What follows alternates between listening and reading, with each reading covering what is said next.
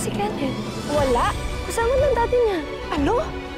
Pinagpaalam daw po sa inyo. Hindi! Daddy, tara na. Daddy? Daddy, masakit. May green light na daw po yung Horizon Mall. Hindi ikaw ang leader ng project. Oh, Bakit ho sa akin yung binigay yung project ni Nika? ayaw mo ba? Dahil sa nangyari sa atin. Ganyan ba talaga kababa ang tingin mo sa sarili mo?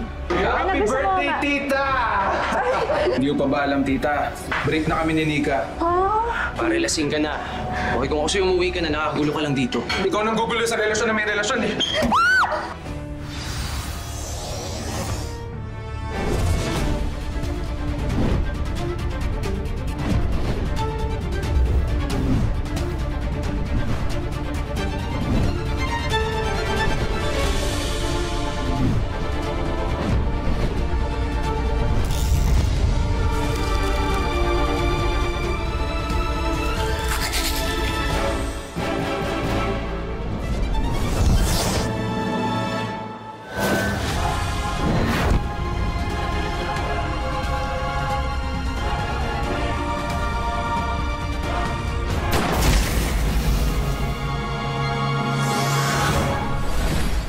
Pare, lasing ka na.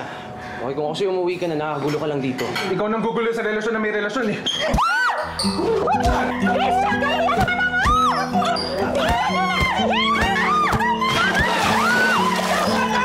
Tama na yan! Ano ba? Kaloy! Nakikiusap ako! Christian! Alam niyo naman ang birthday ko! Christian, umalis ka na!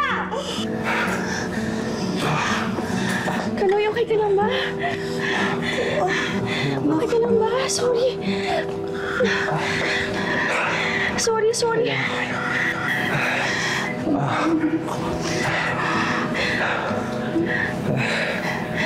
Pasensya na po.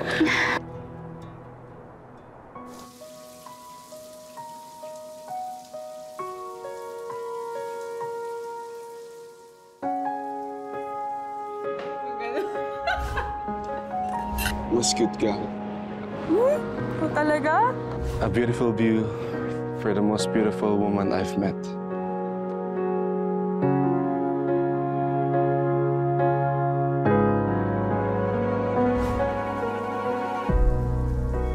Mayaman kami dati.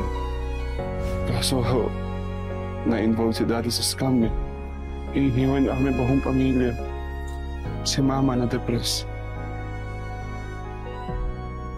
Lahat ng kapatid ko hiniwan ako, lahat nag-abroad. Ako na lang yung nag-iisa dito.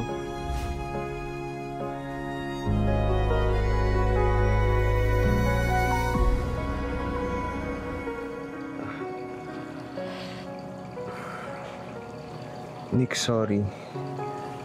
Ba't ka nagsasorry?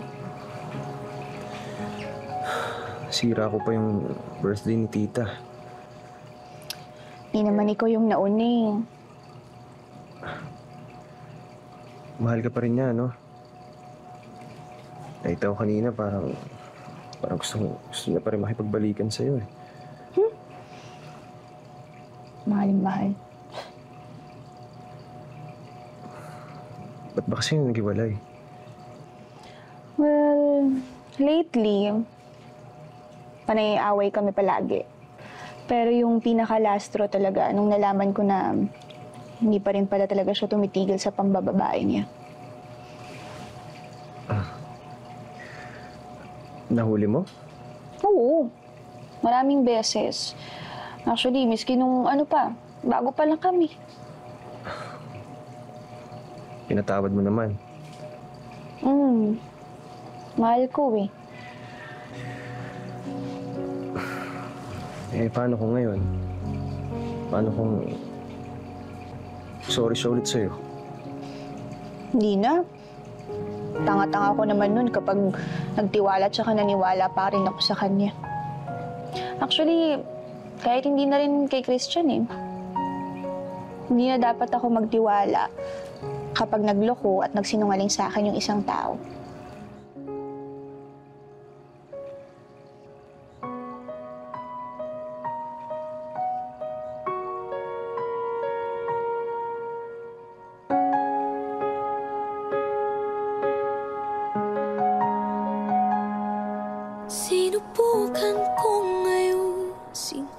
lumuhod sa panalangin. Baka sakali na lang mag-iba't lumihis ang ihip ng hangin. Kung ang tuloy ayaw sa